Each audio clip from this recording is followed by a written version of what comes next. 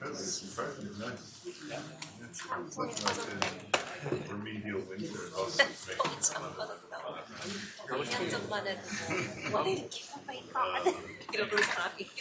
Yeah, how was Brazil? Yeah, right.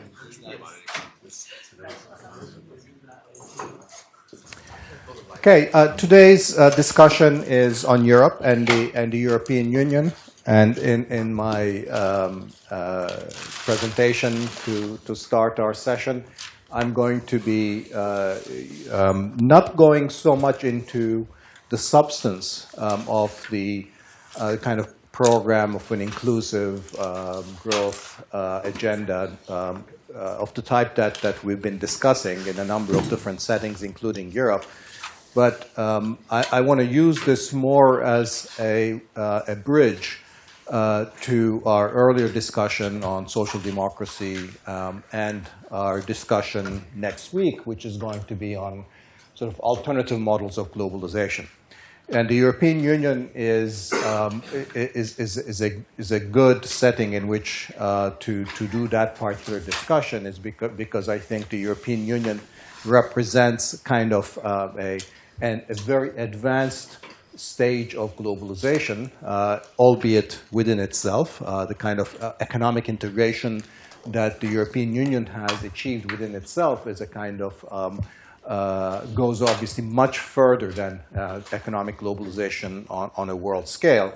And I think it helps us highlight some of the constraints that globalization entails when we think about experimentation, different social models, social democracy, and so on. So that's what I want to highlight. And from that perspective, the European Union is in many ways an unprecedented experiment in terms of world history, which is that it's an explicit attempt to create a single market, a truly unified, truly integrated market in goods, in services, in capital, in money, in people. People, sort of, full mobility of workers and individuals. So really, the equivalent of full economic integration that we have within a nation state, while politics and political deliberation, democratic decision making remains vested fully or largely still in constituent national units. So that's the member states of the European Union, with the idea being that essentially political authority, political accountability still remains largely vested in these different states that are different governments that are responsive to their own electorates. And to the extent that the European Union has transcended that model, I think it has remained largely an intergovernmental model rather than a political federation model. That is, intergovernmental model where different national electorates elect their representatives, and then their representatives in turn work out different kinds of bargains in Brussels. I want to argue that this has always been a kind of a risky gamble, and I think many of the downsides have been in evidence during the last crisis. Although I think the structural incompatibility of this combination, this particular combination, I think lies much deeper. And that's what I've tried to capture with what I call the political trilemma of the world economy, which is this. And I want to spend a few minutes on explaining this, where it comes. Now, This actually was not motivated by the experience of Europe. In a way, the experience of Europe, I think, has made this trilemma, I think, much more relevant, and has actually sort of brought out an empirical, real, true empirical counterpart to this conceptual framework. But when I first thought about it, I wasn't actually thinking about Europe at all. And the basic idea is that, if you think about those three things in the corners, in the vertices, hyperglobalization, and what I mean by hyperglobalization, I'll explain in a second. National sovereignty, essentially a decision-making still that is made by national sovereigns, that is, political authority remains vested within nation states or different countries. And thirdly, mass politics, that is a system, think about it sort of as a democracy where essentially the wishes of the majority gets represented or the wishes of the people gets represented in political decision making. There are multiple avenues of participation and deliberation and accountability, and that's what I mean by mass politics. And the trilemma says that of these three things, you can really have at most two. It doesn't mean that you must have at least two of them. You can have certainly more, less than two, but that you cannot have all three of them at the same time. And depending on which combination you have a very different kind of an international economic system. And I want to spend a few minutes on that. That's just a statement of the trilemma. What is this trilemma? I'll come back to explaining some of the terms, especially hyperglobalization. But I think this trilemma is fundamentally the consequence of a few things that we've already discussed. One, this nature of, that the idea that markets are not self-standing, self-sustaining, and self-creating, that markets always need to be embedded in a whole range of institutions that we've talked about already here in earlier sessions. That secondly, as we've emphasized, that there's no unique way of constructing those institutions, whether they are institutions of the social arrangements, whether they are sort of social welfare, social insurance, whether it's education, whether it's fiscal or monetary policy, whether it's property rights. In all of these areas, there are multiple ways of thinking about how those institutions can be constructed. I mean, in democracies, we expect the shape that these institutional choices are going to take to reflect the political preferences of the electorate. In other words, we expect this institutional contour to be responsive to the electorate's preferences. So these are the premises of the argument, that markets need to be embedded in institutions, that there are multiple ways of constructing those institutions, and that in democracy these institutions reflect electorate's preferences. And finally, maybe something that, a fourth point that may need a little bit more explanation, which is that these differences in national institutional arrangements, whether they're reflected in different regulations or different social models, are in themselves require or create the kinds of transactions costs at the border that in turn are going to block full economic integration. Okay, so that last point is particularly important because that's, together with these other three premises, is what's going to create the trilemma. So remember that last point. I'm going to come to it in a second. But the notion is that a diversity of regulatory arrangements, a diversity of institutions, can be maintained only in the context of certain amount of sand in the wheels of international commerce, some transactions cost. Okay. So let me now sort of define a couple of these terms. Sort of, one of these vertices was hyperglobalization. So when I say hyperglobalization, I want you to think about a kind of an ideal type, not necessarily the globalization we have at present, kind of ideal type, or a kind of a textbook model of full integration, which entails essentially the complete absence of transactions costs on cross-border economic interactions. So that is perfectly as if the border did not exist. So seamless borders from an economic standpoint. What does that actually mean for conduct of policy or state policies? That it means not only that states do not impose explicit restrictions on trade in goods, services, and assets at the border. That is, that the standard trade impediments like import tariffs or quantitative restrictions or capital controls, those cannot exist, obviously, because those would be explicit transactions costs.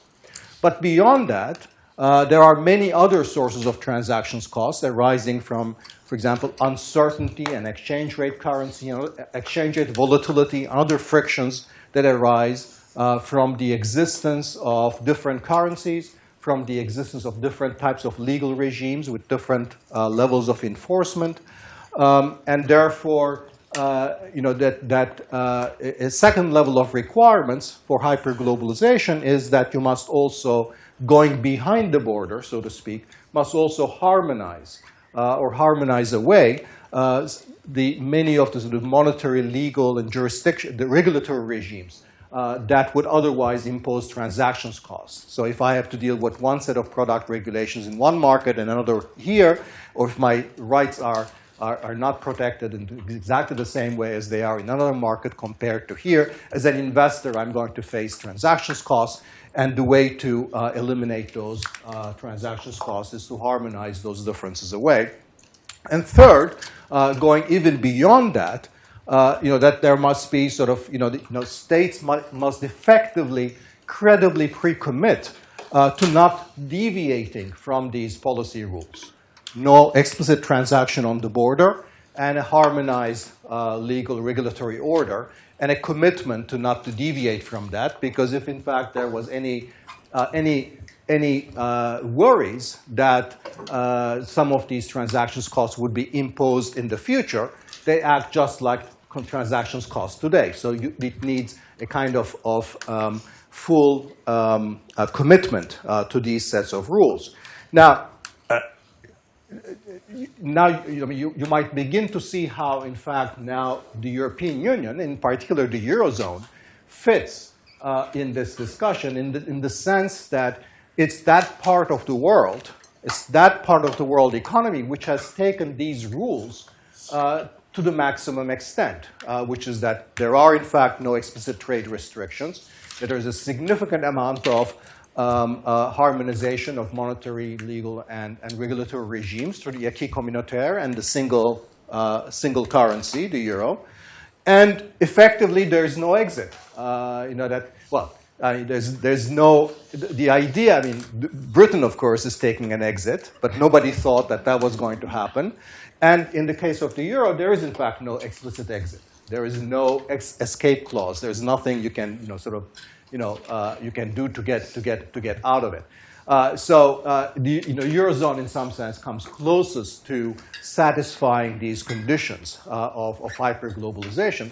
But you can also see the economic logic behind the single market, single currency policies of the European Union, because that's exactly what they were trying to do, to achieve a single, integrated, seamless market for Europe.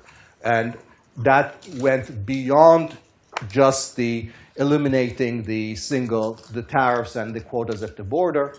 It had to go this full set. So this is the kind of what I mean by hyperglobalization. Its real-world counterpart is, sort of what comes closest to it in the real world is indeed the Eurozone. Why would an economic union that has those characteristics, such as the Eurozone, why would that be incompatible with, in fact, diversity in regulatory and social models? Because I remember I said that if you have diversity in social models, those will necessarily require transactions costs that in turn stand in the way of full economic integration. I think many different ways of thinking about it, but probably the simplest, the most direct way to think about it is to understand that economic integration or economic union creates the logic of arbitrage. Arbitrage means you want to take advantage of differences. And what kind of differences? In particular, differences that prices might be low someplace, high somewhere else. So the logic of arbitrage is you want to buy cheap and you want to sell dear. And in the process of doing that, what is the consequence of arbitrage?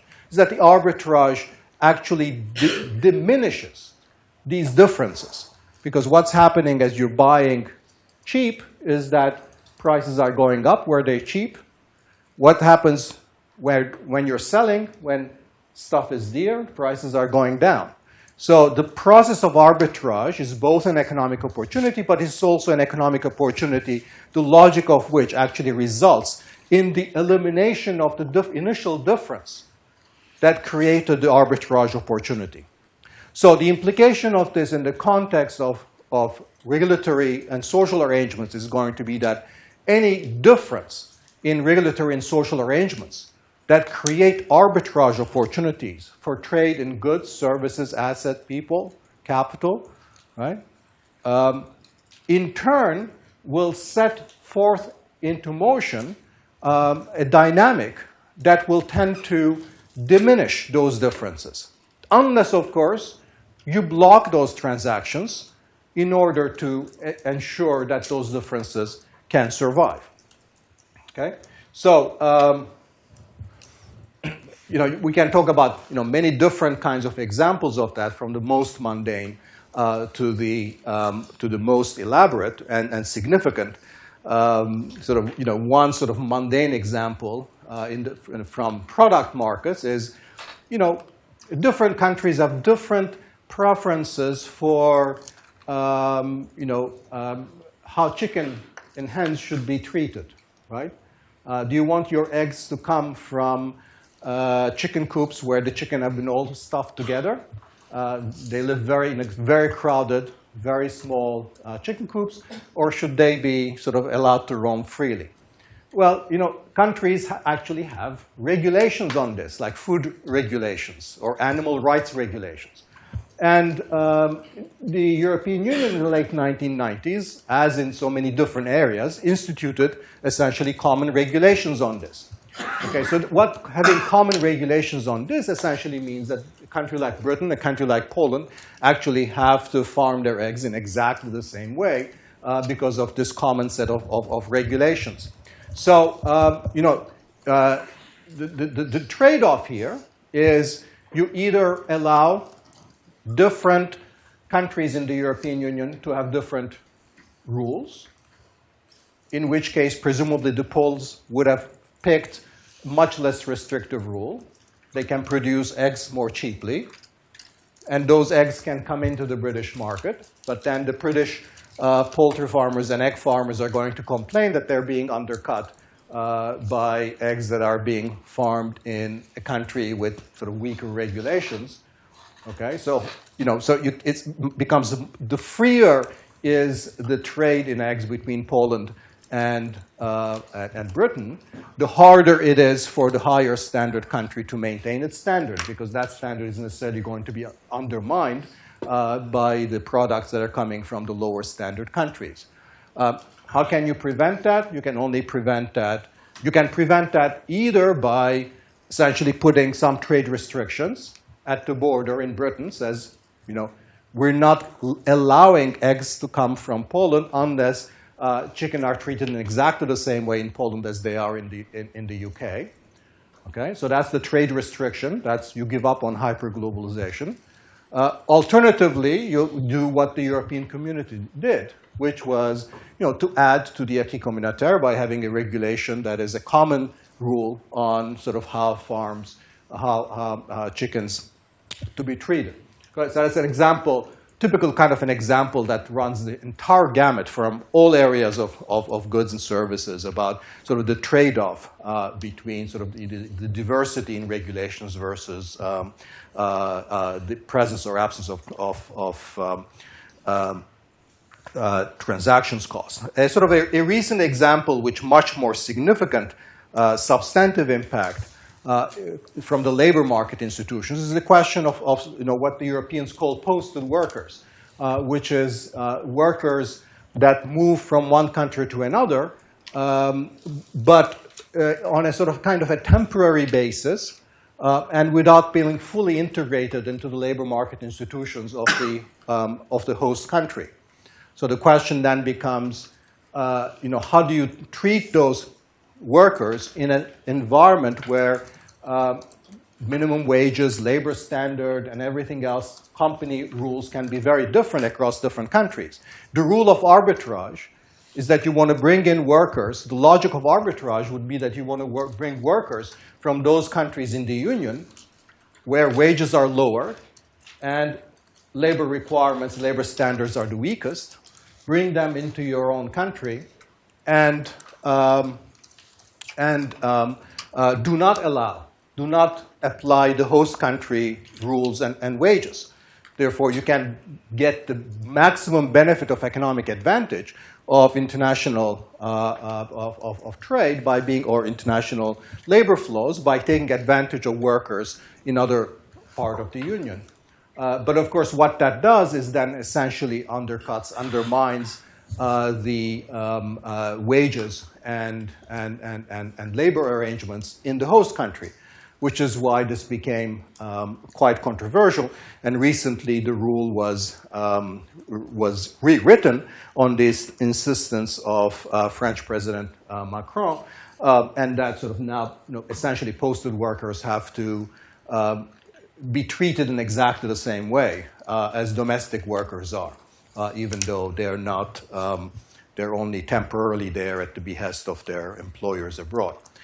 You can sort of, once you have mobility, of course, you can have all kinds of reasons why it is going to be very difficult to sustain domestic social insurance and social welfare state arrangements, simply because, of course, more generous social welfare arrangements are going to be a draw from workers from other countries to come and take advantage of those more generous insurance mechanisms. So there's a question of whether a country has to apply the same social insurance and other labor market policies to workers from other countries, to the extent that, of course, it tries to discriminate. It might be liable for not applying single market rules. And in fact, in a whole series of decisions, the European Court of Justice has effectively enforced single market rules on different states and chipping away at national regulations that try to maintain different standards. So all are, so these are concrete kind of examples of the kinds of tensions that arise that you can resolve either by harmonizing regulations or by imposing restrictions at the border, but that you have to do one or the other. And I think there is the tension is always there. It's more manageable when economic integration remains relatively limited. So we don't have a very thick kind of economic integration. That was the model, if you will, under the GATT for world trade. So there was a relatively large spaces of autonomy, policy autonomy, so that countries could do a lot of things on their own without necessarily worrying too much that their rules were going to be undermined through outsourcing or trade or financial flows. Alternatively, the kind of US model where you have some degree of variation across different states in labor market policies and social policies. So whether states have minimum wages and what the level of the minimum wage is does differ, but it doesn't differ so greatly. And the question is, once there are, in fact, relatively large differences in the way that, for example, states are approaching unions and other labor market institutions, that immediately becomes controversial, even in the US context, because it raises fears of arbitrage, that investors or companies in those parts of the country where labor rights or labor rules are more demanding will essentially demand the undercutting of those rules, either by asking for it or simply by voting by their feet and moving to those parts of the country where those rules are instead weaker. So this tension always exists between institutional diversity and economic integration, but it can be managed if, on the one hand, you're not pushing for too much integration, and on the other, the diversity is not that much. But the more you move away from those sort of relatively small differences or relatively mild kinds of integration, the tougher the constraint begins to bite. And I think the Eurozone is where it bites particularly. So one way to understand how the trilemma works is by thinking about it in a historical context. And sort of if we go back to the first wave of globalization in the late 19th century under the gold standard, and effectively the model of globalization that the gold standard entailed was a model where a kind of hyper-globalized international financial market was combined with a system of states where the states were the ones that were actually enforcing the rules of the gold standard, which was effectively free capital mobility, no impediments to the free flow of capital, and a fixed peg to the price of gold. And in that kind of a gold standard model, which some say that it's essentially the model that has been applied to countries like Greece or Spain recently in the Eurozone, essentially because the policy of the state is restricted to live by the rules of the gold standard, there's very little space left for other kinds of policies, whether in the macro financial area or in the tax, structural, and other domains, that might otherwise actually act as impediment to the free flow of capital and goods.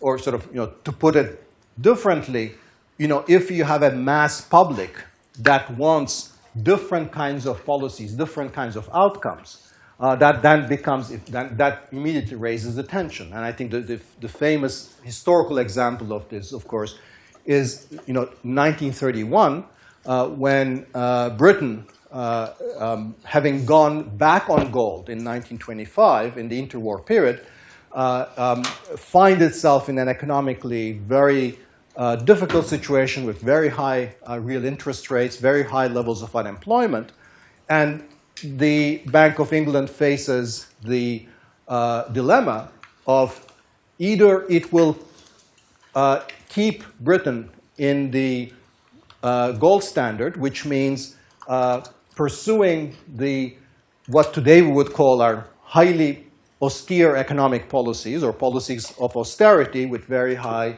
restricted money and high real interest rates, so that in fact the peg can be maintained and free capital flows can be maintained. But of course, that's a recipe for the domestic economic unemployment situation becoming even worse. The alternative is to actually get off gold so that, in fact, you can issue more liquidity, you can engage in expansionary monetary policy in order to bring interest rates down.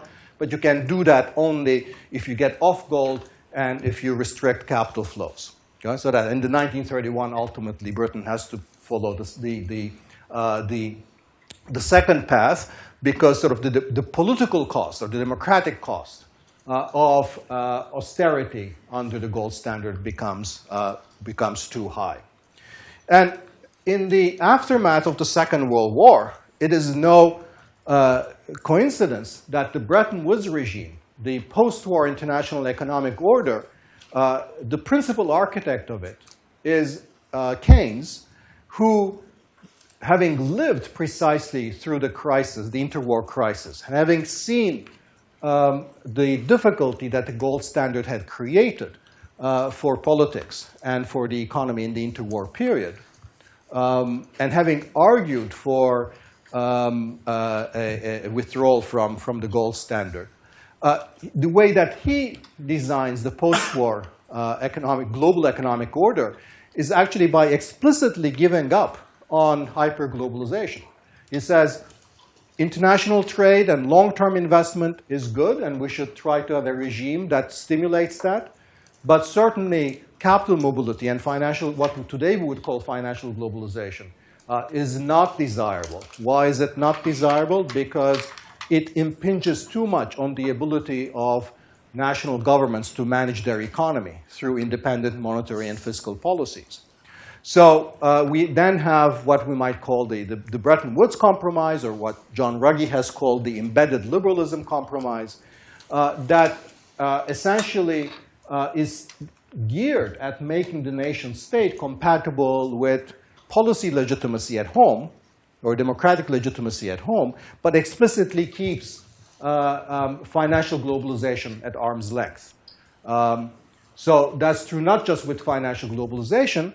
Effectively, it is true within the operation of the GATT too, because even though the GATT is engaged in a whole series of trade liberalization rounds in the 50s and 60s, what is done in those trade liberalization rounds is actually remarkably limited. It's a very non-ambitious program of international integration in the trade arena. It's mostly advanced countries. Developing countries are basically asked not to do. It's mostly manufactured goods. Agriculture and services is outside the rules, so providing large areas of the economy complete freedom, policy autonomy. And even within manufacturing, when certain areas become politically sensitive, such as textiles and clothing, immediately under the GATT regime, there is a carve-out of new kinds of rules, such as the multi-fiber arrangement, that actually provides additional security of policy autonomy to individual countries. So in that Bretton Woods regime, it's a very limited model of economic globalization that essentially is geared towards maximizing or significantly enlarging policy space so that domestic sovereigns can engage in not just macro and financial policies to manage their economies.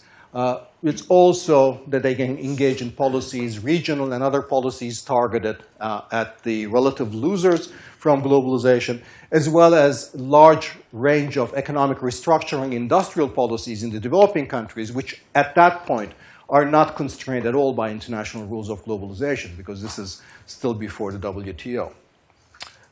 So this is an explicit, complete model of globalization. The third possibility, of course, is what at the global level we might call a model of global governance. Now, this would essentially say, why do we need national sovereignty in the first place? Why don't we actually globalize politics? So we have global policy making that is accountable to the global public.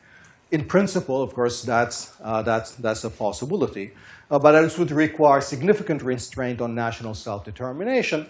And of course, a significant reduction in regulatory, institutional, and policy diversity of the type which I've argued is inimical to full economic union. So the European version of this, is this, that the European single market is hyper-globalization on a European scale. Okay? We still have a system that's organized around national sovereignty. So we could imagine combining the European single market with national sovereignty, but that would essentially be a golden straitjacket for all but those countries that were actually benefiting from the existing rules or were writing them. So it may not feel a whole lot like a straitjacket to Germany, as long as Germany is the strong creditor country that is has effectively veto power over changes. But it certainly feels like a golden straitjacket to Greece, possibly to Spain, Italy, and even to France, even though sort of it's probably next to Germany, is the second most important country in the European Union and in the Eurozone. In actual sort of policy making, economic and social policy making in France, the shadow of European Union rules looms very, very, in a very major way, determining its fiscal policies and determining its labor rules, determining its social policies as well. So that's, in some sense, the current situation. The other possibility in the kind of circled in blue is essentially the European version of global governance, which would be sort of a more complete fiscal and political union in the context of the Eurozone, where you Europeanize politics. Now, that does not need to look exactly like the United States of Europe, exactly like the model of the United States, but something that significantly reduces the role of nation states as a locus of politics and decision making, and moves decision making to the federal level, but not in the intergovernmental model, but in a government where in a model where there is really much more of a true European political demos, a European sort of people who a sense of common destiny. Now, of course, in many ways, because of the strategy that was pursued in the aftermath of the crisis, that seems like a pipe dream more than anything else. Given that the way in which national identity seems to have reasserted itself in the Eurozone. The only alternative is really the one in the bottom, where essentially there's some weakening of the existing economic ties. Brexit, in many ways, of course, is an early indicator of that. But we might also imagine various strategies of Eurozone breakup as well. Now, I think it's interesting to briefly consider, given the structural fragility of the European Union, what is it that we were actually, or the technocrats or others, the policymakers that pushed so hard on economic union without completing its social and political dimension? What is it that they were actually thinking? Okay? So two possibilities. One is that that we had in the 80s and 90s, we had a kind of a transformation of the way that people started to think about economics and its relation to politics that we've talked about and criticized here. That in many ways, in the eyes of many technocrats, started to make the gold standard model as not necessarily undesirable. Okay? So remember that in the 70s, supposedly the Keynesian model failed. Right? So the 70s, 80s is a time when people are now embarrassed to say that they're Keynesians. And the self-equilibrating market is back at the center of policy making. So the classical liberalism and sort of its latter-day variant neoliberalism is winning. And what does that perspective say? That perspective says, well, actually markets don't need management. And if they fail, it's not because of inherent failures or volatility of markets, inherent problems within markets. But if they fail, it's because there was too much government intervention in the first place. Right? So if you have financial crises, it's not because financial markets can go crazy. It's because the governments have distorted financial markets by providing too much moral hazard, by intervening and providing safety blankets and providing deposit insurance and by bailing out banks. And it's because governments do those things that we get financial crisis and excessive lending and too much risk taking. Right? If we have unemployment, It's not because, failures of aggregate demand or coordination failures of the type that Keynes worried about. It's because governments have intervened too much and have set wages too high, and there are unions, that labor markets are institutionalized, and wages are rigid, and they don't come down, and labor markets don't work like they should be. That's why you get unemployment. So it's not that markets don't necessarily fail, but from this perspective, the failure is due to the governments themselves. So when you think about how markets work in this particular way, you say that if you're going to create a single market, it's not like you want to have fiscal and political and social union alongside. In fact, that's an opportunity for reestablishing the primacy of the market over these other social and political arrangements and insulating the market from government intervention. So from this perspective, the Eurozone, the single market, was in fact exactly what the doctor had ordered, that this would force governments into their proper role, which was not to do much, because you were effectively taking monetary policy and subsequently, hopefully fiscal policy out of the government's toolbox, and you would be restricting what governments could do with respect to social, labor, and tax policies because of interjurisdictional competition. That with competition in goods and market services capital would ensure that those countries that had too much government intervention would have to restrain themselves, right? So this is the, imposing the discipline of the market to force arbitrage to get you to restrain your government from doing anything. Now, this was an internally coherent way of thinking. Of course, you could never articulate it openly, right? Because this was not a very politically appealing line. That's why you want the Eurozone, because you want to force the governments not to do anything. But I think deep down, many technocrats were not bothered by the single market or the fact that economic integration way outpaced other aspects of European integration because of this particular ideational background.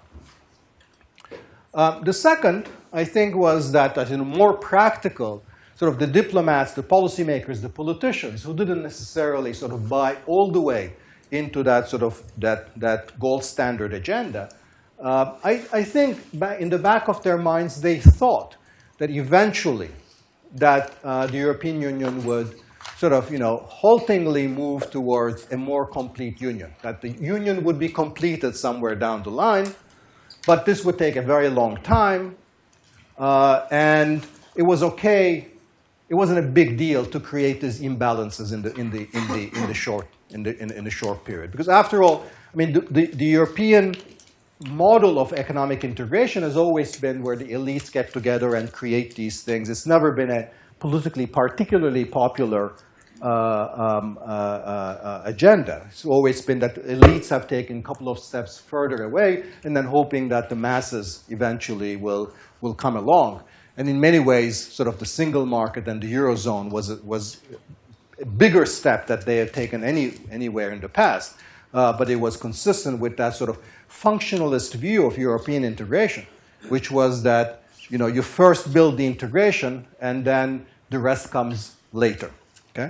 And maybe this might have worked, but of course what intervened, I think, was the financial crisis, which incidentally, of course, did not originate in Europe, had much more severe implications for Europe, but the origin of the financial crisis was the United States. Now, this perspective, too, is not one that you could discuss in public, right? Precisely because the idea of Europe was not particularly politically saleable. So the elites really never shared this with their publics either. So I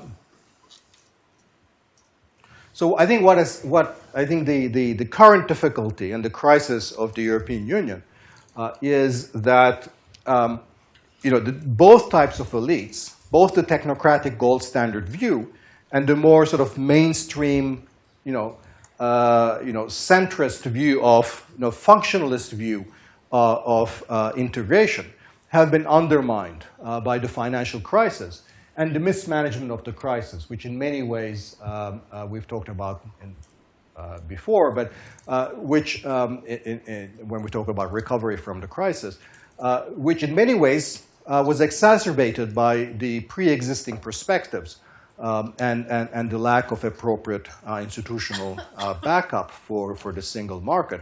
And I think what that does is, going back to sort of one of our early questions about the rise of populism, is in some sense it has left the nativists and the right-wing populists as essentially the only political force that can step in and say, we've told you that you couldn't do all these three things at the same time. And we are very clear as to what we want to give up. We want to give up the single market. We want to give up hyper-globalization. We want to give up the primacy of Brussels. We're very clear about this trade. I mean, they don't call it a trilemma, but they're very clear that this is a constraint. They're also very clear about which one of these three vertices they want to give up. And yet, the centrist political forces, by and large, with very few exceptions, are still caught up somewhere in the middle of this, unwilling to give up any of those three things, and saying essentially that the public can have all these three things and not to worry. And I think this is one of the fundamental problems of European politics today.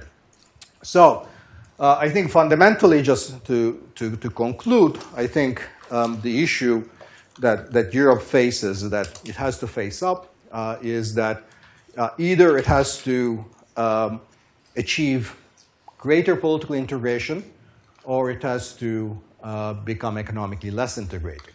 If true economic union remains a goal, then I think political elites, political parties will have to provide a vision of a political union as a marketable, saleable political program. But if such political union is viewed as infeasible or undesirable, because the constituent units still want to remain significantly and substantively different, they have no interest in a common project of building a social union, then I don't think economic union is going to work either. And then I think you have to start thinking about what a strategic retreat from that might look like. There are, precisely because there are no procedures for exit from certainly the single currency, I think that the prospects for a systematic and coherent discussion of how a multi-speed Europe can be constructed is inherently impeded, and particularly in the monetary and financial arena, because you can imagine that any talk of an explicit system or a regime that would allow for withdrawal permanently or temporarily from the euro would cause very significant repercussions in financial markets. And that's extremely difficult. That would, would be very difficult to manage.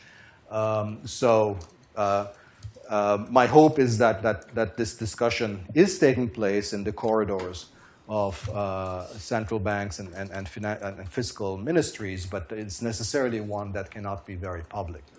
Okay, so let me just let me stop here. So just maybe take some questions, a couple of questions before you move. Yeah. Yes, I have a quick question. First one is, I was curious about how the evolution of your thought on the question and what drew this, because I think around the late 90s, early 2000, you wrote in the Journal Economic Perspectives that you wished for more of global integration, so more of dropping the third part of the trilemma and more mass politics and global governments. That was your wish for the future. And now, kind of almost 20 years later, you seem to suggest that actually, this is not really feasible, and perhaps that third leg of the trilemma should be more, given more importance to. So I was just curious as to how you move from one position to the other in the 15 years, if there are some events that happened that led to that. And the other question I had is the model of the trilemma is a model I like a lot, but I'm curious as to what does hyperglobalization and mass politics really look like? Because to some extent, the European Union of Brussels is not mass politics with hyperglobalization.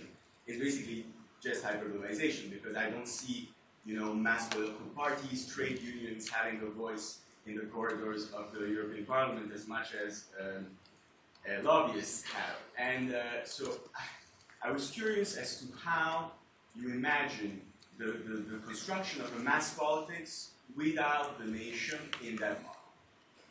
Yeah, I think with respect to the final question, you're absolutely right. I mean, I didn't mean to say. I mean, Europe is here right now.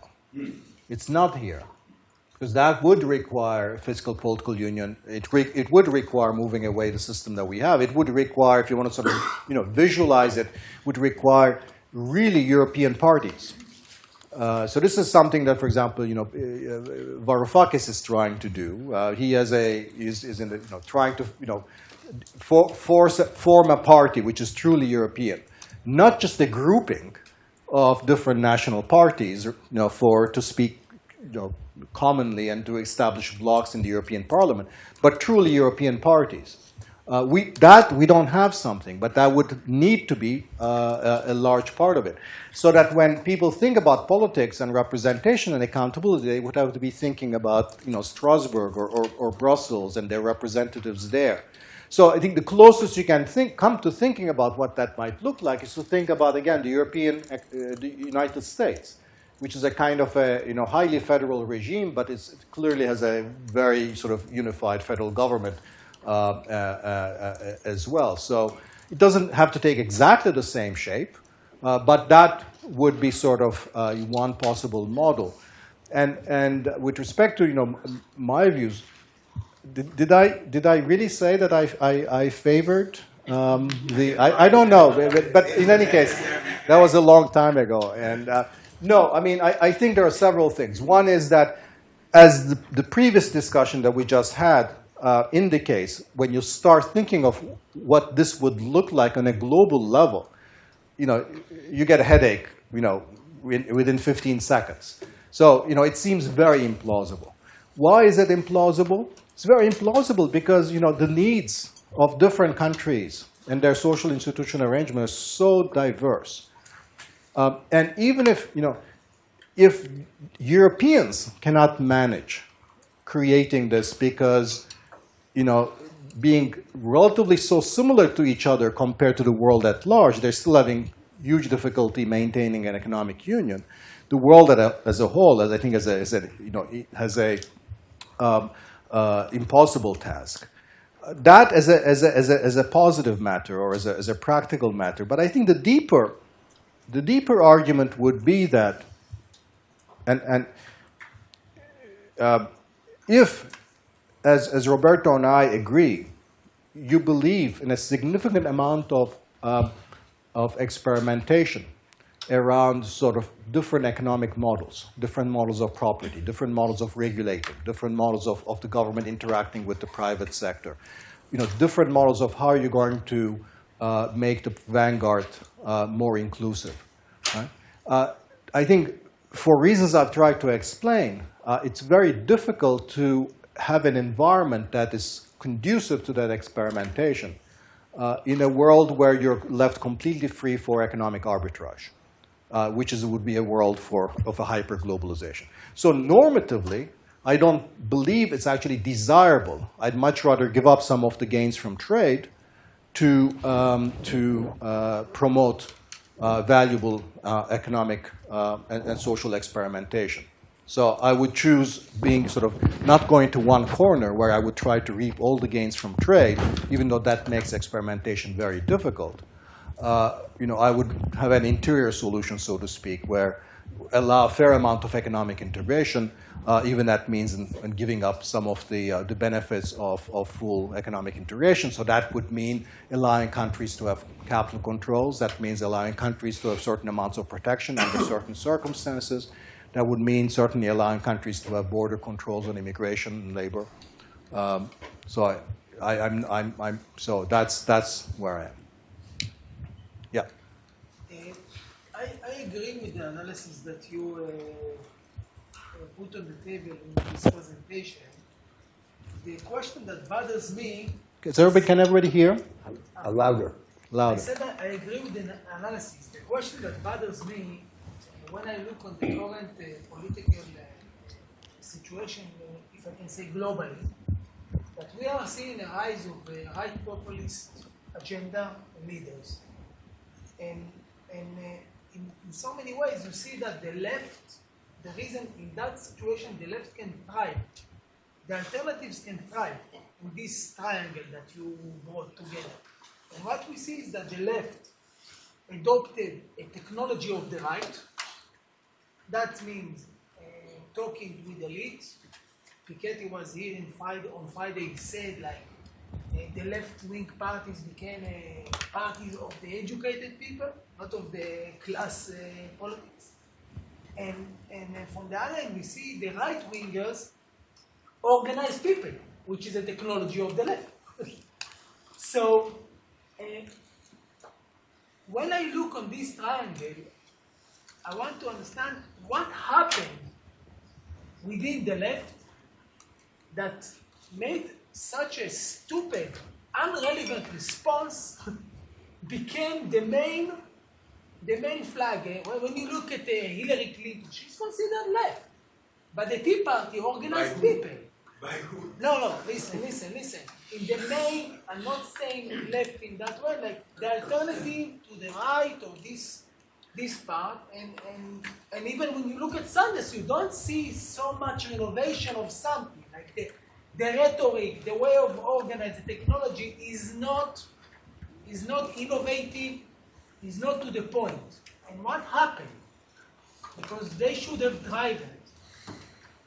Yeah, I mean, I think, I want to hear Roberto's answer to that too. My answer would be, there two things happened. I mean, one is that one is ideational and ideological. I think the left convinced itself, sometimes in the 80s and 1990s, that the old model had utterly failed, and the old model was Keynesianism and with the welfare state. And they had to adopt this new model of liberalism / globalism / tax cuts, in that new ideology, they became cheerleaders rather than alternatives to the model that would eventually create this backlash. And when therefore the backlash came, they had a structural impossibility from dissociating themselves from the model, which in fact they had just not just supported, but they had become cheerleaders of. And I think Hillary Clinton, represent this in her person because, people simply, my interpretation, people, simply did not believe her, that she had all of a sudden turned populist on economic matters when she was still, giving these speeches with Goldman Sachs, when she was still associated with trade agreements and all of that. So I think there was a structural issue of, even if you change your views, that it's sort of hard to dissociate yourself, given where. So so that first argument is a kind of a cognitive capture. That goes with the Piketty story because essentially, in the Piketty story, what happens is that the educated elite convince themselves, tell themselves a story that their success is due to their own individual effort, and everybody can do what they want, they have done, and therefore, they adopt a worldview that's essentially much more meritocratic in that kind of a sense. And that tends to sort of to downplay the role of things like progressive taxation or reconstituting the capitalist system. That's that's an ideological or ideational argument that there was that the world of ideas moved in a particular direction that left the left completely unable to deal with this. The other would be that for a number of different reasons that the world of finance having become so much stronger that the left, and this is especially true of the Democratic Party in the United States, that the financial institutions, financial interests basically captured the Democratic Party. The Democratic Party became beholden to banks and Wall Street because that was their main sort of financial support. And so they couldn't, pursue sufficiently significant structural remedies, and instead they sort of moved into this domain of, identity politics, of trying to sort of appeal to various groups on the basis of identity. So I think in different settings, in different countries, the weights on these two different factors were different. But I think it's a combination of those two things that I think.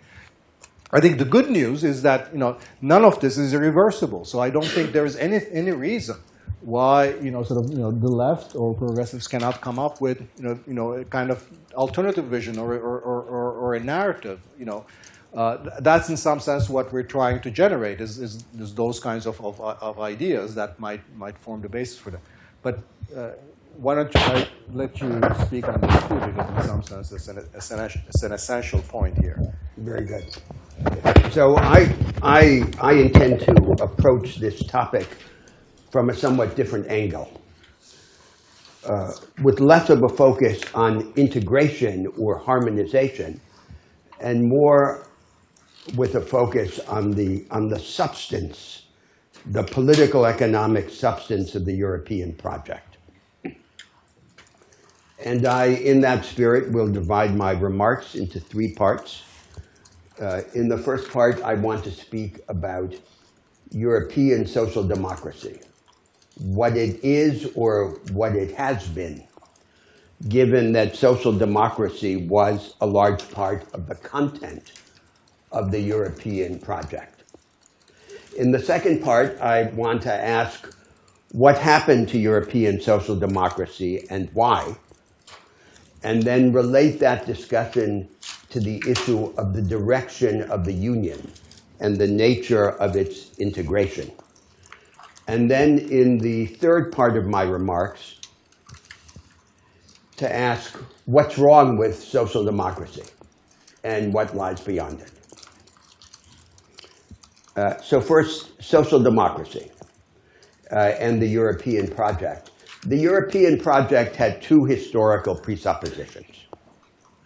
The first presupposition was the intention to put an end to the century of European wars and to establish perpetual peace in Europe. And the second presupposition was the effort to create a space, a political economic space, for a form of social organization different from the form that prevailed in the United States. And that's the form that we label social democracy. Now, what is social democracy? By a first approximation historically, we could understand it as a compromise, as a settlement. Under the terms of this compromise, the forces that at the beginning of the 20th century threatened to reshape the structure of power and of production abandoned this threat. In exchange for this relinquishment of the larger transformative effort, the state was allowed to acquire the power to regulate the established form of the market economy more intensively, to compensate for the inequalities generated in the market by the use of retrospective tax and transfer, that is, progressive taxation and redistributive social entitlements, and to manage the economy countercyclically through fiscal and monetary policy. Now let's take one step further in detailing this view of what social democracy is. Unsentimentally, social democracy in its historical reality could be seen as the combination of three sets of arrangements. The first set of arrangements were arrangements that privileged insiders to the detriment of outsiders.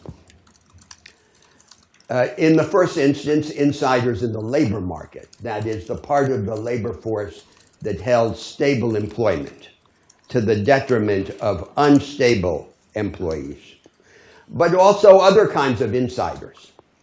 So small businesses against big business, and those who controlled major corporations to the detriment of upstarts and challengers to establish corporate control. The second set of arrangements were the arrangements sometimes labeled incomes policies or social contracts, under which national governments broker deals between big business and organized labor. The object of these deals was to distribute the costs and benefits of alternative macroeconomic policies or alternative trajectories of economic growth. The third set of arrangements that define the historical reality of social democracy were the arrangements that established a high level of social entitlements, paradoxically financed by the regressive and indirect taxation of consumption, and most recently in many European countries, by means of the most neutral form of taxation, the comprehensive flat rate value-added tax. So taxation was regressive, but regressive taxation permitted a heightening of the aggregate tax take, and then a large part of that tax take was spent redistributively, so that what was lost by way of progressivity on the revenue-raising side of the budget was gained in double on the spending side. Now that's social democracy in its reality, not according to its sentimental self-representation. I come to the second part of my remarks. What has happened to social democracy? And why has this happened? So a simple narrative is that social democracy has retreated from the first two sets of arrangements that I described, the defense of insiders against outsiders and the brokering of the deals between big business and organized labor. It has retreated to the third set of arrangements, the last line of defense, a high level of social entitlements paradoxically funded by the regressive taxation of consumption. Now, why has it retreated? Why has this happened? So let's begin with the familiar criticisms of social democracy, because this argumentative structure prefigures a causal explanation. The two standard criticisms of historical social democracy are the criticisms from efficiency and the criticisms from fairness. So the claim is that social democracy imposes rigidities that exact an intolerable economic cost, a cost in productivity and growth. And the criticism from fairness is that social democracy is a kind of conspiracy of the insiders against the outsiders. Each of these criticisms could be seen as the proxy for elements of a causal explanation of this retreat of social democracy. Behind the unfairness criticism stand momentous economic facts. The decline of mass production, which was a large part of the basis of historical social democracy in the organization of the economy.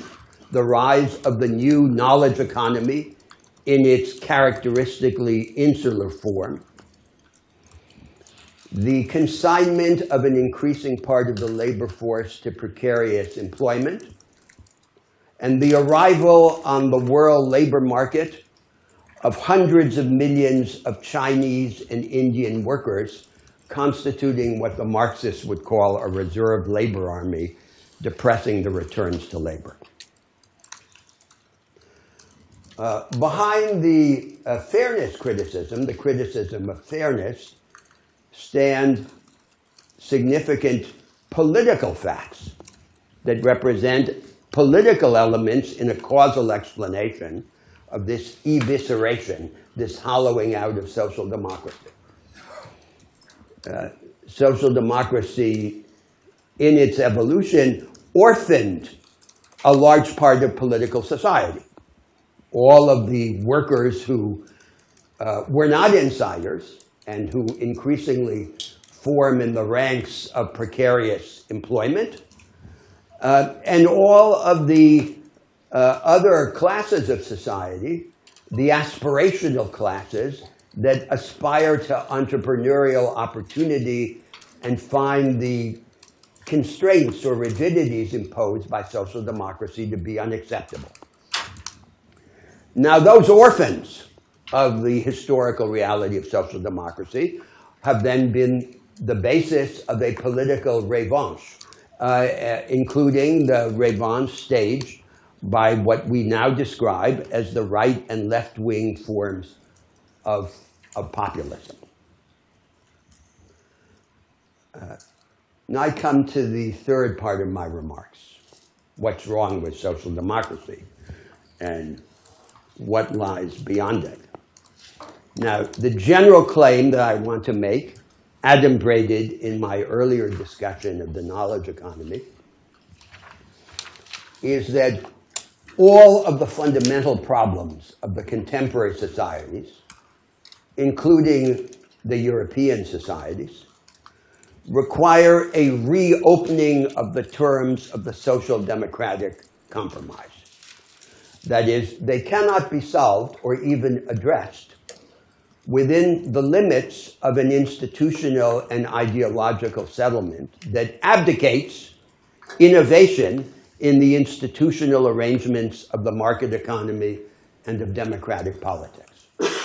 They cannot be solved or even addressed within the limits of a framework that wants to focus solely on regulation, compensatory redistribution, and counter-cyclical management of the economy, which have been the fundamental instruments of historical social democracy. And in particular, there are three sets of central problems of these societies, including the European societies, that cannot be solved within the limits of social democracy. First come the problems resulting from the hierarchical segmentation of the economy. And in particular, the division, the growing division, the abyss between productive vanguards and productive rearguards in the age of the decline of mass production and of the ascent of the insular knowledge economy. And the response to this problem, with its drastic consequences for both economic inequality and economic stagnation, would require the institutional innovations that would promote an inclusive form of the knowledge economy. By innovating in the institutional arrangements that define the market economy, that organize the procedures of decentralized access to economic resources and opportunities. And these innovations, designed to serve the cause of an inclusive vanguardism, would have to be combined, as I argued before, with other innovations that would reshape the relation of finance to the real economy, enlisting finance more effectively in the service of production rather than allowing it to serve itself, and innovations that would change the relation of capital to labor, rescuing the increasing proportion of workers who are abandoned to precarious employment and consequent radical economic insecurity.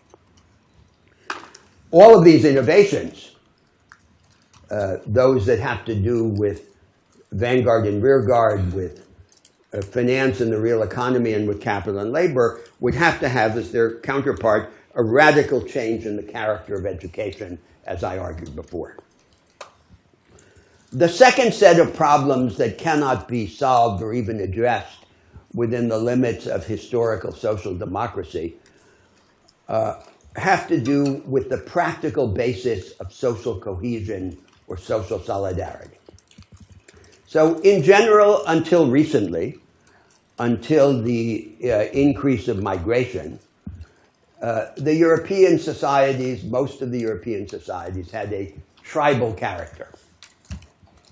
They were big tribes based on ethnic and cultural homogeneity,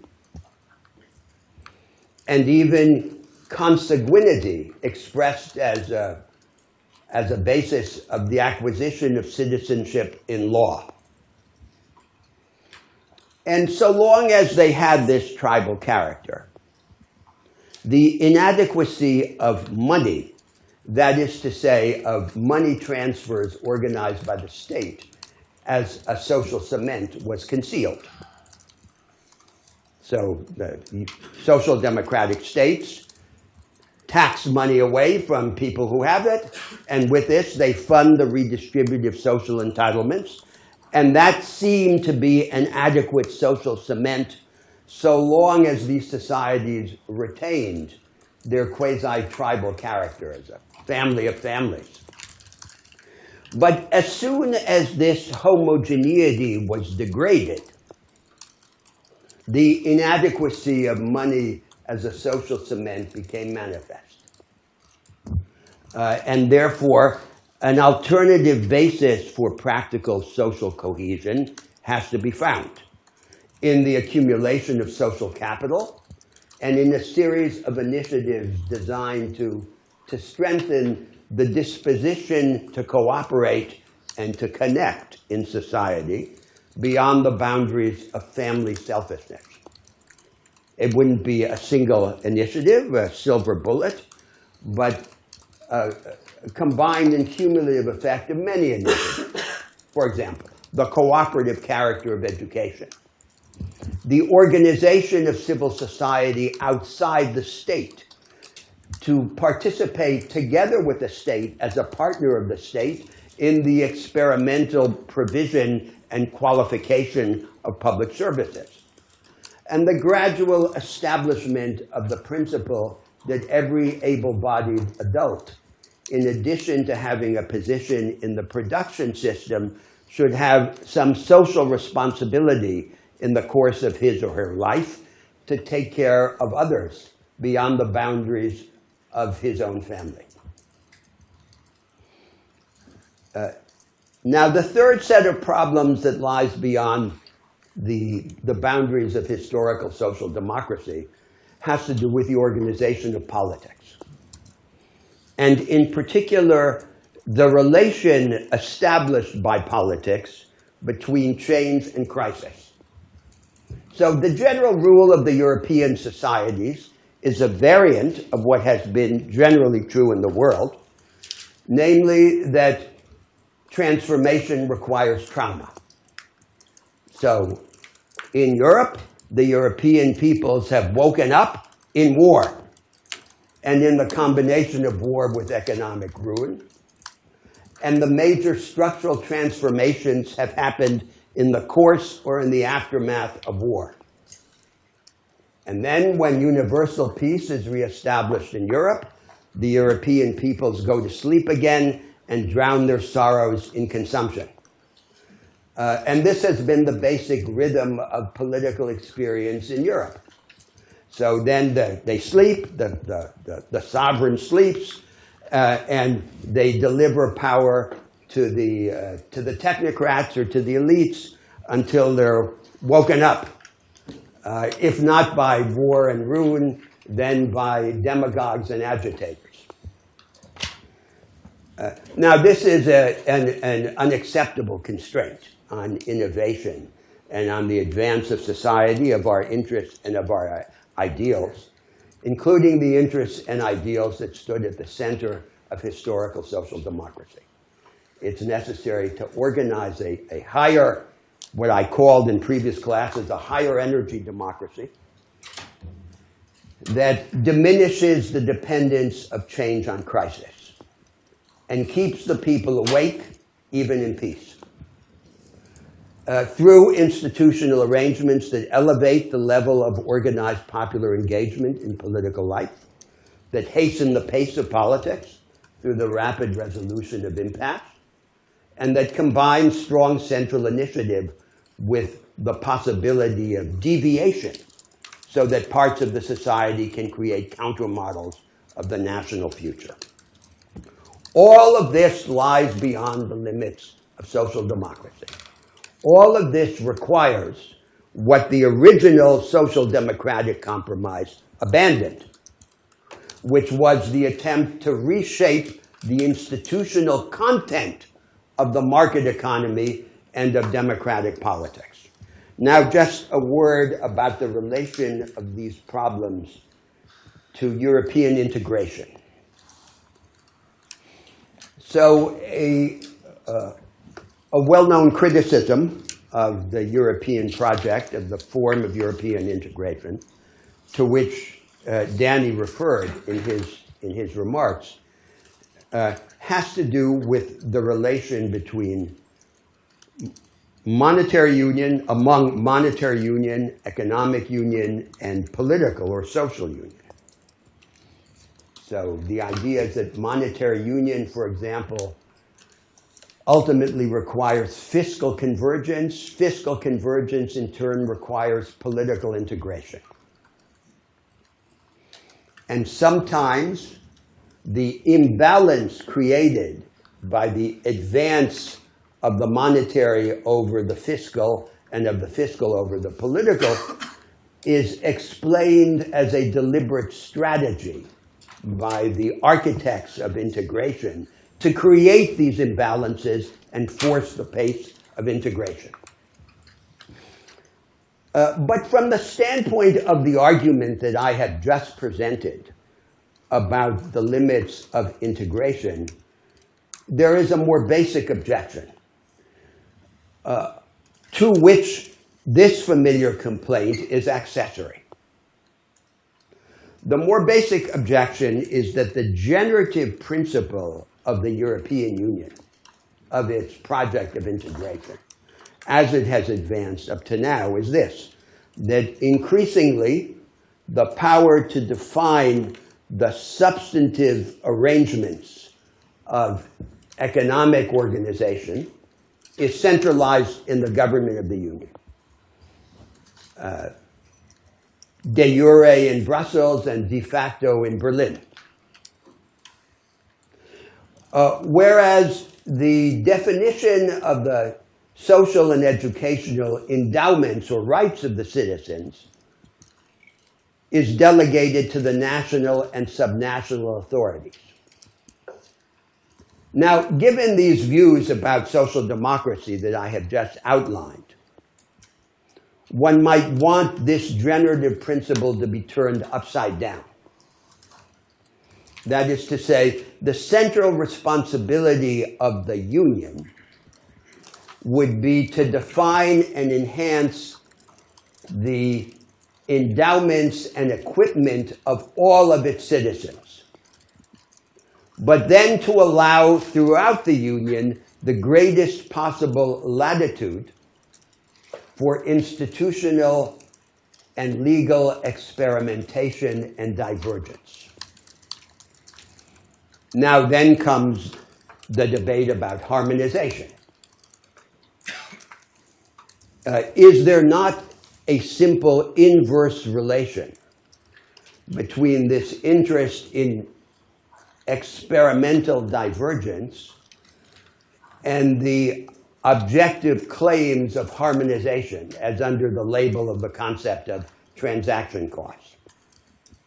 Now, what I want to argue is that there is no such simple inverse relation. There is a tension, but not an inverse relation. And the history of law offers two familiar expedients for reconciling economic exchange across frontiers with legal and institutional divergence. The first expedient is the development alongside the central body of private law, the law of property and the law of contract, the law of corporations, of a law merchant, an international law merchant, which in the history of law has been found to be compatible, in fact, with a wide degree of divergence in the underlying substantive private law. The second expedient offered by the history of law has been the development of a branch of law called conflict of laws, which when two national bodies of law conflict in their application to certain problems, establishes principles of preference or priority in the choice of the pertinent law. Now, why would we have a stake in confronting this tension and trying to manage it, rather than simply giving in to harmonization or integration? Why would we have a stake even on the narrowest economic grounds? Not just on our cultural and political interest in national diversity. The reason is that we have an economic stake, as well as a moral, cultural, and political stake in diversity. And diversity is promoted by legal and institutional divergence. So this is the basis for one of the criticisms of the way of thinking that emerged from the marginalist revolution of the late 19th century. The fecundity of a method of competitive selection depends in large part on the diversity of the material to which the method of competitive selection applies. So competitive selection is only half of the story. The other half of the story is the fecundity, the diversity, the richness of the material over which the method of competitive selection selects. And therefore we have an interest, even a narrow economic interest, in deepening the experimental divergence and in exploiting these familiar legal expedients for the reconciliation of exchange across frontiers with legal and institutional difference. Now I want to make a final remark about social democracy and stand back from this three-step argument and suggest the more fundamental criticism of social democracy. A criticism that is spiritual as well as practical. So, the great historical achievement of European social democracy, and the reason why it is so admired in the world, why it is in fact in the world, given the poverty of obvious alternatives, the default position of the progressives, is to have achieved a very high level of investment in people and in their capabilities. That was its greatest historical achievement. But a social democracy has two original sins from which it has never escaped and cannot escape without being fundamentally reimagined. And these two sins are very closely connected. The first sin is its abandonment of what always matters most in political and economic life, which is innovation in the structure. That is the supreme target of transformative action in the world, to change the structure, the institutional arrangements. This is the whole nature of law. Our interests and ideals are always nailed to the cross of our institutions and practices. The law is the site of this crucifixion. And any fundamental change in politics involves innovation in the legally defined institutional structure. No form of politics can be taken seriously that doesn't have the structure as its target. To uphold it, to refine it, and above all, to reimagine it and to remake it. The second original sin of social democracy has to do with its goal. So in this age in which social democracy became the default position of the progressives, the idea has been that the progressives or the leftists are those who prioritize equality rather than freedom. Equality against the background, however, of institutional agnosticism or conservatism. Now, what does it mean in practice to combine an egalitarian faith with an institutional surrender, a surrender to the established structure? It means to reduce the corrective actions of politics to a humanization effort conducted through regulation, compensatory redistribution, and counter-cyclical management of the economy. This was never the objective, the primary objective of the liberals and socialists, classically in the 19th century. Their understanding is that the struggle against inequality is subsidiary to a larger goal. And the larger goal is greatness, a larger life, with a broader scope, with greater capabilities, with higher intensity for the ordinary man and woman. A shared bigness was always the historical objective of the progressives. And that's the goal to which we come when we abandon our institutional surrender. That's the basic problem with social democracy, and that's what stands behind its failure. That it takes too little account of our potential for greatness, the central idea of democracy, the greatness of the ordinary man and woman. And viewed from this angle, the project of the European Union looks very different. It can be preserved only by being remade and reimagined.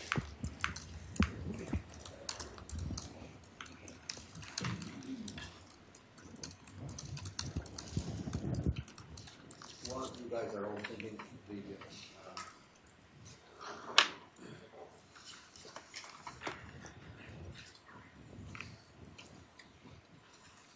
One aspect of your remarks that I want to come back to and ask you for a follow-up is you emphasize that Europe has got it upside down in terms of the choice to delegate particularly educational policy to national authorities rather than make it a union-wide responsibility to provide its citizens with endowments and capabilities at a high level. Yeah. Presumably that would require a significant amount of fiscal pooling of resources at the level of the union. That in turn would require a certain amount of, certainly a creation of a sense of solidarity on the part of the members of the union. And so the question that this raises, I mean, I like the idea that the union should set as its goal that particular educational and fundamental sort of endowment mission, endowment and capabilities of individuals. Yeah. But it just seems to presume a whole lot about what needs to fall in place beforehand. And so the question that always confuses me is the chicken and egg question of what comes at first and what. So how do you produce the solidarity that would in turn produce the willingness to pool fiscal resources, which in turn. So it requires intermediate steps, as you suggest in your remark. So I think this is always the problem in transformative practice, that it has to have a prophetic element. There has to be a direction, but at the same time there has to be a down payment. There have to be a series of tangible initiatives that we can see as the first installments in this direction. Now, in that regard, to suggest that there are places to look in the European experience, let me add just one element to my brief story about what has happened to social democracy. So I described its evolution as a retreat, as Unger. So I described its history, its recent history as a retreat, a hollowing out. But I should have added a second step, a second moment. And the second moment has been the attempt to liberalize social democracy. So the signature policy that is the most characteristic example of this liberalization of social democracy is Scandinavian and Dutch flexicurity. So it's this idea that we'll liberalize the labor markets, but the workers will have safeguards that are independent of their possession of any particular job, and that are universally portable. Now, ordinarily, this liberalization, exemplified by flexicurity, is seen as just another example of the retreat. And it then, in that regard, in that aspect, it's part of what you could describe as the hegemonic project of the North Atlantic elites today, outside of the populists, of the left and right-wing populists. The hegemonic project is to combine European-style social protection with American-style economic flexibility within a barely adjusted version of the inherited institutional arrangements. But you could also see flexicurity, or this liberalization, as a possible fragment of the alternative that I've described. As a fragment of this alternative, it suffers from a crucial incompleteness. So it's about safeguards. So we give safeguards. Now, why do we give safeguards? We give safeguards so that the beneficiaries of the safeguards can go out into the world and raise a storm. They can do things. They can develop. They can invent. They can innovate. Unafraid, fearless. And what's the problem then now of this incompleteness? That we have the part about the safeguard and we don't have the part about the storm. The storm has to be organized. So that's the next step. But the safeguards are useful and even indispensable to the organization of the storm.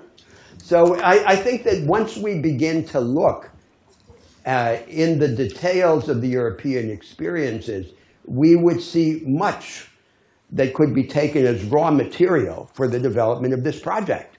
But it has to be imagined, and there has to be some general doctrine. And then there have to be tangible initiatives that can be seen as the down payments on this doctrine.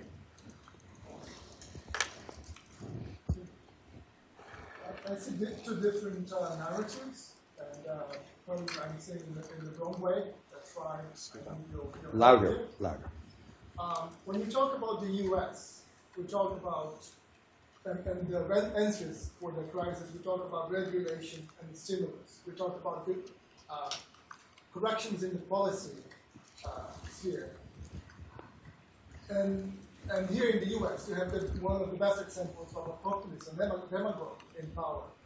But then when we talk about Europe, we don't see any demagogue or populist in France and in Germany. The demagogues are in the periphery, in Hungary and Poland. But there we talk about the need to change the system. Here we don't talk about the need to change democracy because Trump is in the White House. But then in Europe, the problem is not policy, it's the structure. And I'd like to know why we have different, my point of view, have this different diagnosis. No, I'm not sure that's true. So there's a rebellion against the structure, but a weak point of what we call populism is that it characteristically represents a liquefaction of the established arrangements without the institutional legacy that comes afterwards. So, I mean, what happens in the United States is that the transformation of the political arrangements of democracy are very hard to allow in the United States. There's the cult of the Constitution. The Constitution is a part of the national identity. So anything that has to do with the setup of the state is hard to propose in the United States. Where in the United States political transformation would begin might be in the re-energizing and reshaping of federalism, because that's very widely appealing in the country. Then there's a rebellion against the economic situation, but there are no proposals for the structural change. So if you notice, the so-called progressives in the United States and the plutocratic populists have the same project with respect to industry, which is simply to buy a few more years for declining mass production. They have no proposal for the transformation of mass production into an inclusive form of the knowledge economy. So I think that the poverty of structural ideas, the combination of the disposition to rebel with the absence of an imagination of the structural alternatives is common to both Europe and the United States. It manifests differently depending on what parts of the structure are regarded as more amenable to challenge and reimagination in these two parts of the North Atlantic world. But the problem is essentially the same, to my mind. Yes? But then the social democracy has brought about leaders that seem to be very much aligned with what you described, like Renzi in Italy, Macron in France. They're all people who throw out a lot of elements of traditional social democracy, but still keep, they emerge from social democratic parties, and so in a way that should be very much be in the spirit of institutional experimentation and innovation that you described, that can also happen to some extent within or out of social democracy. Or would that be something that would... Well, we would have to go to the particular examples, but some of these examples, or at least one of the examples that you suggested, so far, on the evidence presented so far, is simply the familiar liberalization of historical social democracy, as in the proposals about the labor markets, unaccompanied by larger changes in... Another example is... Talk about Macron. Yes. So another example is, if you take the French case, the interest in the knowledge economy expressed by the French president, but in the most conventional form, like we want to have a Silicon Valley too, we want our engineers and scientists to come home, but not yet a grasp of what would be required for the stepwise development of an inclusive form of the knowledge economy. Now, still, the fact that all of this is on the agenda and that the conventional initial formulations are, to my mind, doomed to fail, is a positive thing because it creates an imbalance. It produces a rhetorical and practical opportunity at the next step then to present a transformative project. But the transformative project has to be articulated. It doesn't appear spontaneously. So I'm trying to understand at what point by your schema we would actually support people in power. Is it that sort of failure of articulating that bigger, longer strategy, even though, as you say and agree, the initial steps have to be small and partial and. Come on. There's no formula for deciding when to support someone in power because it depends on your entirely circumstantial judgment, not just of the composition of forces, but even of the personalities and what they're capable of. So I guess the question I'm asking is how do we know that Macron does not have a grand strategy?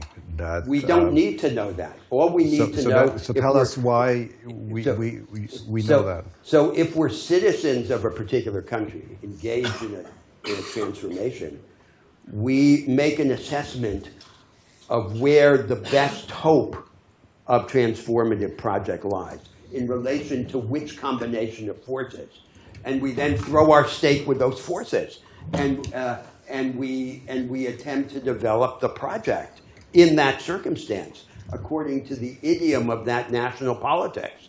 And is that Macron in the current French context? Well, now you're asking me to make an entirely ad hominem judgment that I'm not qualified to make. Because I don't know enough about him or about France. In general, there are certain maxims of prudence that we should follow in making these judgments. And one of these maxims is that it's harder to change a person than it is to change a country. So if we have politics, yes, of course. To change a country, you only need to be a statesman. To change a person, you need to be Jesus Christ. It's a much higher level of ambition. So we have to make our judgments of these situations, but without supposing that the personalities will undergo a fundamental conversion. Yeah, I mean, it just seems to me that there's a bit of a tension between, the ease with which you dismissed Macron's agenda. I didn't dismiss his agenda. I didn't dismiss his agenda. What I said is that his initial formulations were entirely inadequate. But in the political reality, if a leader, if a force discovers that its project fails, it can retreat or it can advance, and that the initial failure then can precipitate a transformation. But the only way we can know whether that's more or less plausible in a particular situation is to be in the thick of the stuff, to know the people, to be engaged with the forces. There are no formulas by which we can do that. But I think that, but the fundamental argument that I want to make, going back to your remarks, is that to my mind, it makes no sense to judge the European project of integration apart from the substantive agenda that it serves. The substantive agenda that it has served has been European social democracy, now hollowed out and liberalized. And then European social democracy can be saved only by being reinvented. And that's then the substance of the argument that we were having. That's a political struggle and at the same time a leap of the imagination. The position we take with respect to more or less integration, or what kind of integration, has to be subservient to that substantive debate. I don't disagree. But I think, substantively, given where Europe is, and thinking about how the left and social democrats might regain the upper hand politically. There's sort of very big questions about what the strategy and what the narrative is going to be, and I think any successful strategy has got to be very circumspect, and even though it's the ultimate goal might be something much more radical, I suspect that the winning formula is still going to be in terms of talking about some basic things like humanizing the market and providing social protections and developing the forces of innovation and having more Silicon Valley. Well, but those are. But now you've added something else at the end. So no, I meant it in the form of totally banal. Recommendation. But there's a problem. Let me have one more take now at the end on the problem with social democracy. So in politics, in historical struggle, the force that commands the agenda is the force that most plausibly embodies the cause of energy, of creation, of dynamism, of the future, of innovation. So the social democrats generally in the world have allowed themselves to become the humanizers of the project of their conservative adversaries. That's a losing position in politics, because then all you're doing is putting a human face on the agenda of your adversary. You're the soft version of his project. That's no good. And that's what has to change dramatically. So it would be fatal to be too circumspect. Continue next week.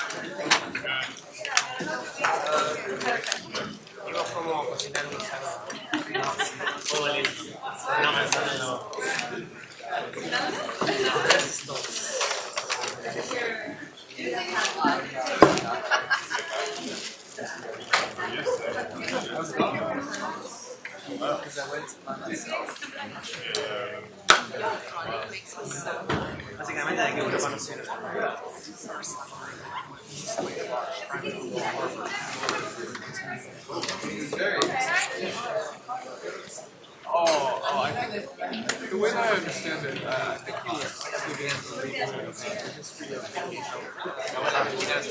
how separate, seemingly contradictory so like private property conflict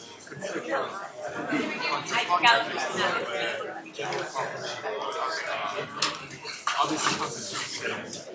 But he says that's not an issue. That's just to do with all this stuff. Yeah, so why not leave?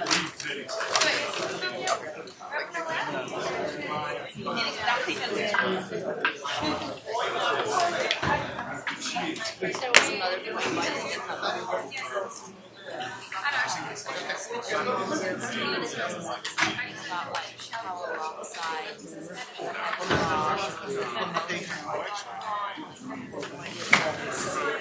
Oh yeah, private property, commercial, which we now understand. For like merchant, that's I